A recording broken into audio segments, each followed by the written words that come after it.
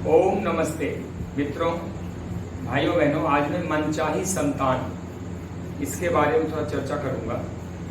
इस वीडियो को अंत तक देखिएगा और यदि अच्छा लगे चैनल सब्सक्राइब कर लें और जिनको जरूरत है उनको शेयर कर दें। देखिए, संसार में ऐसा कोई प्राणी नहीं होगा जिसको स्वस्थ, सुंदर, मेधावी संतान नहीं चाहिए। यानी सबको स्वस्थ, सुंदर, मेधावी, हर तरफ से निपुण संतान चाहिए। वास्तव में त्रिगुण युक्त संतान बहुत कम लोग प्राप्त कर पाते हैं। तो इस महान कार्य के लिए माता पिता का शारीरिक, मानसिक और आध्यात्मिक स्वास्थ्य बहुत अच्छा होना चाहिए। जो प्रजनन की शक्ति है, यह इसके लिए आवश्यक है, इसकी क्षमता अच्छा रखने के लिए आवश्यक है कि माता पिता के गर्भ धारण से पहले स्त्री पुरुष दोनों अपनी शक्ति का दुरुपयोग न करें और प्रजनन की शक्ति के माध्यम से निरोगी और तंदुरुस्त संतान को जन्म दें। तो गर्भाधान के समय जैसा वीर्य योनि में पड़ेगा, जैसा आर्तव होगा, वैसा ही संतान पैदा होगा। इसलिए पति पत्नी को श्रेष्ठ आचरण, सात्विक आहार विहार और मानसिक रूप से शांत होना चाहिए। इसी प्रकार अंतःकरण की शुद्धि, हृदय में निश्चलता धारण करना चाहिए। बल, पुरुषार्थ, आरोग्य और बुद्धि की प्राप्ति हेतु योगाभ्यास करें, मेडिटेशन करें और अपने आचरण को बाहरी रूप से अच्छा बनाएं। तो जब बच्चा की इच्छा, जनने की इच्छा हो, तो कुछ तौर तरीके मैं आपको अभी बताने जा रहा हूँ, वो फॉलो करें। खासकर स्निग्ध, मृदु शाक सब्जी, फल, दूध इत्यादि का आहार होना चाहिए और यथा समय, लगभग समय से भोजन करना। रात में देर तक नहीं जगना और न टीवी देखना और तीखे, खट्टे, चरपरे, कसेला और मांस, मच्छर भक्षण वाले पदार्थ, इस सबसे बचना चाहिए। तो अच्छे वचन भी बोल रहे हैं। क्रोध, ईर्ष्या, द्वेष, तनाव, बैर भाव, इस सबसे, बेमतलब के चीजों से कुछ हासिल नहीं होता, इससे दूर रहना चाहिए। माता पिता का प्रमुख दायित्व यह है कि शिशु के जन्म से पहले ही अपने ऊपर आने वाली जिम्मेदारियों के लिए तैयार हो जाए और उसके लिए नैतिक, आर्थिक, शारीरिक, मानसिक, व्यावसायिक, आध्यात्मिक रूप से तैयार हो जाए। बच्चे के जन्म से लेकर किशोरावस्था तक विशेष रूप से सतर्क रहने की जरूरत है। इसके मैं कुछ और पहलू समझाना चाहता हूँ। गर्भाधान से पहले स्वस्थ, सुंदर, मेधावी संतान प्राप्ति के लिए कुछ बातों को गौर करना जरूरी है। गर्भ निरोधक गोलियां, गर्भ निरोधक गोलियां खाने की जरूरत नहीं है।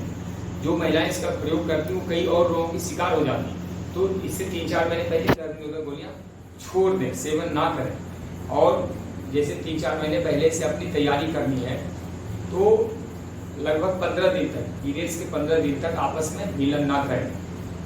तो एक तो ये है। दूसरा, वजन, अपने वजन का ध्यान रखें। एक स्वस्थ महिला का वजन 50 से 55 किलो के बीच में हो तो अच्छा है।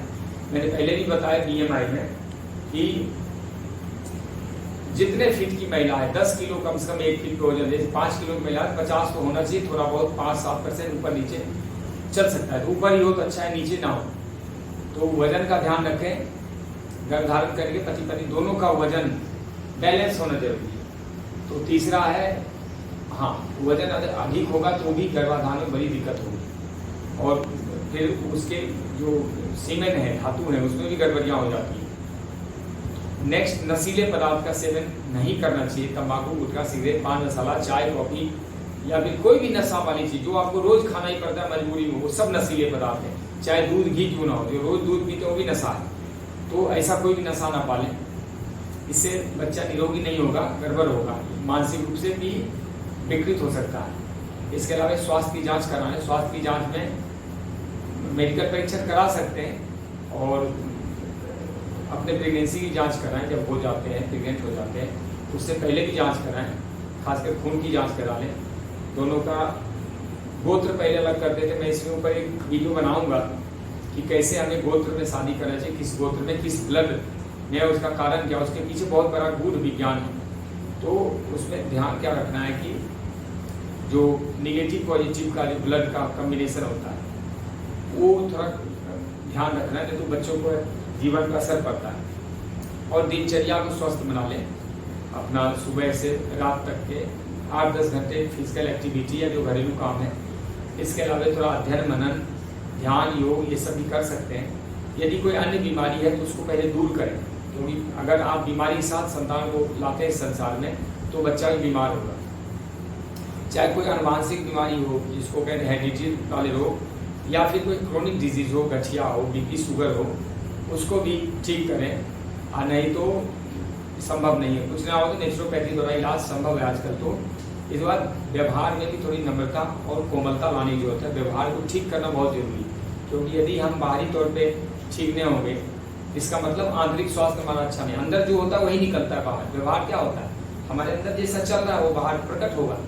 बाहरी जीवन में जो प्रकटीकरण है वो आपके अंदर के गुणों का प्रकटीकरण, एक्सप्रेशन होता है। तो व्यवहार में थोड़ा सा परिपूर्णता लाएं, आत्मविश्वास बढ़ाएं, नम्रता हो, भोलापन हो, या फिर अपनत्व हो, सेवा भाव हो, और विश्वास, आत्मविश्वास से परिपूर्ण हो जीवन, ईश्वर और संसार के प्रति अच्छा नजरिया हो, जिसको दृष्टिकोण कहते हैं। ईर्ष्या, द्वेष, काम, क्रोध, मद, लोभ, मोह, अहंकार से दूर रहें और अच्छे आचरण के माध्यम से अच्छे भावी संतान को जन्म दें। और पहले अपने व्यवहार में तो गर्भाधान के समय पति पत्नी के हृदय में जिस प्रकार के विचार होते हैं, उनके हृदय और अंतः चक्षु के समक्ष उसके चित्र बन जाते हैं, और भावी शिशु उन्हीं चित्रों का प्रतिबिंब लेके जन्म लेता है। तो विजुअलाइज, अच्छा विजुअलाइज करें। तो अब मैं आपको बताने जा रहा हूँ कि लड़का या लड़की संतान प्राप्त करने के लिए हमें क्या करना है। आप मनचाही संतान कैसे पैदा करें, इसका तीसरा भाग है। तो यदि गर्भाधान के समय जब मैचिंग हो रहा हो, स्त्री पुरुष आपस में मिल रहे हो, या फिर जब हम पता लग जाता है पीरियड्स के, जैसे 5वां दिन छोड़ते, 6ठा दिन यदि भोग होगा, संभोग होगा तो लड़का होगा, और 7वां दिन होगा लड़की होगा, 8वां दिन लड़का होगा, 9वां दिन लड़की होगी, 10वां दिन लड़का होगा, 11वां दिन लड़की होगी। मतलब जो सम जोड़ा है, सम नंबर्स हैं, पीरियड्स के सम नंबर्स के दिन भोग करने से या मिलन करने से लड़का होता है, और विषम नंबर के दिन मिलने से लड़की पैदा होती है। ये पूरा साइंस है, ये कोई अंधविश्वास या गलत मान्यताएं नहीं है। दूसरा क्या करना है कि यदि गर्भाधान के समय पुरुष का दाहिना स्वर चले, मेरे स्वर विज्ञान का वीडियो देखिएगा, उसमें सब कुछ मैंने बता रखा है। तो पुरुष का दाहिना स्वर चले, दाहिना सांस चलेगा, और स्त्री का बायां सांस चलता रहे, तो उस समय अगर गर्भाधान होगा तो निश्चय रूप से लड़का उत्पन्न होता है। पुरुष का दाहिना सांस चलेगा और स्त्री का बायां, तो लड़का उत्पन्न होगा। लेकिन यदि उसके उल्टा हो जाएगा तो लड़की होगी। लेकिन अब देखिए, गर्भाधान के समय पुरुष का बायां स्वर चल रहा हो और स्त्री का दाहिना, यानी उल्टा होगा, तो लड़की पैदा होगी। तो स्वर बदल लिए, अगर लड़का चाहिए तो स्वर बदलें, लड़की चाहिए स्वर बदलें, या फिर अगर चल रहा हो तो उस हिसाब से अपना चेक करके तब संभोग होने चाहिए, वो जरूरी है। जिस नासिका से स्वर चल रहा हो, अगर इसको दबा दें, जैसे आपको चेंज करना हो, मैं स्वर चेंज करने की विधियाँ बताई हुई है। इसका जैसे मैं मेरा दाहिना स्वर चल रहा है और मुझे बायां खोलना हो, तो दाहिना मैं काट चिपका लूंगा और बायां हाथ ऊपर उठा के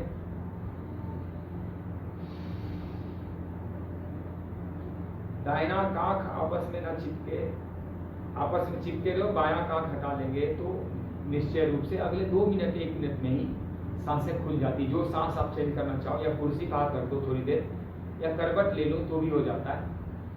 तो जिस तरफ का सांस चल रहा हो उसी तरफ करवट ले जाएंगे, दूसरा सांस खुल जाता है। जैसा स्वर चलाना हो तो उस नासिका को बंद करिए, जैसे मैंने बताया, बाएं से भरे दाहिने से छोड़े। ये 3-4 तरीके हैं।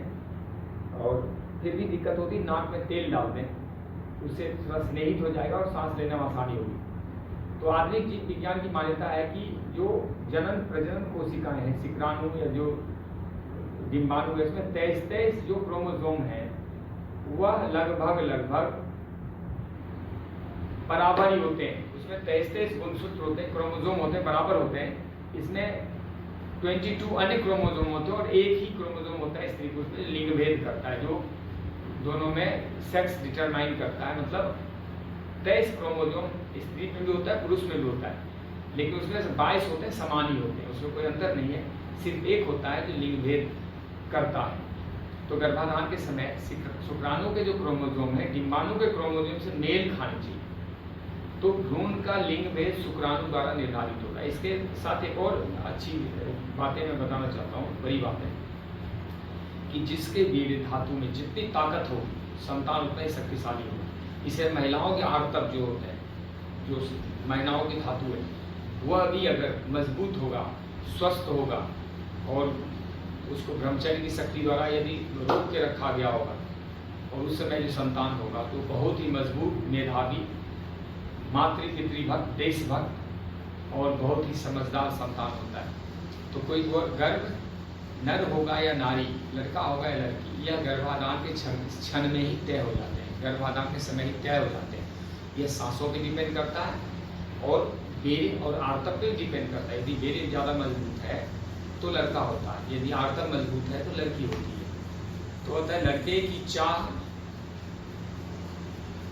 में गर्भवती महिलाओं का लड़का होने का दवाओं इत्यादि का सेवन नहीं करना चाहिए। उसकी चाह में कोई दवाई वगैरह की जरूरत ही नहीं है, लेकिन फिर भी आप अपने धातु को मजबूत करने के लिए आयुर्वेदिक औषधियों का सेवन कर सकते हैं।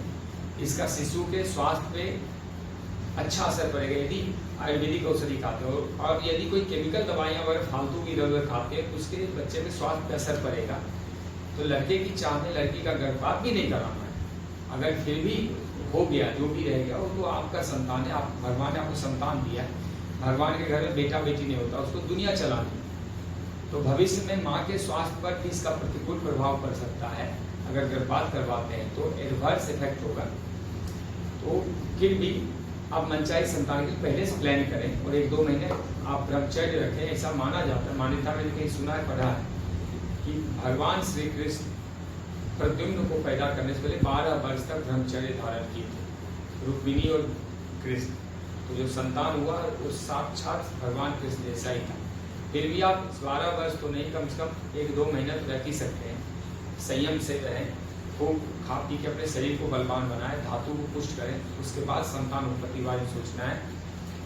तो अंतिम संदेश यह है कि पुत्र हो या पुत्री ज़्यादा महत्वपूर्ण नहीं, ज़्यादा महत्वपूर्ण है कि बच्चा स्वस्थ, सुंदर, गुणवान और देश राष्ट्र के हित में होने चाहिए, क्योंकि वह मनुष्य के रूप में जन्म लेगा। एक मनुष्य खराब होता है तो पूरे देश और संसार को खराब कर सकता है। एक मनुष्य अच्छा होता है, पूरे देश दुनिया के लिए वह एसेट और वह एक तरह से संपत्ति बन जाता है। वैश्विक आदमी, एक वैश्विक आदमी ने देखिए कितना परिवर्तन किया है। एक विवेकानंद पूरे देश दुनिया में धर्म की स्थापना, एक भगवान श्री राम, एक कृष्ण, अलौकिक शक्तियों के द्वारा होते हैं वो, और इस संसार में धर्म, मर्यादा, न्याय, प्रेम, शांति और आर्थिक व्यवस्थाओं की स्थापना करते हैं।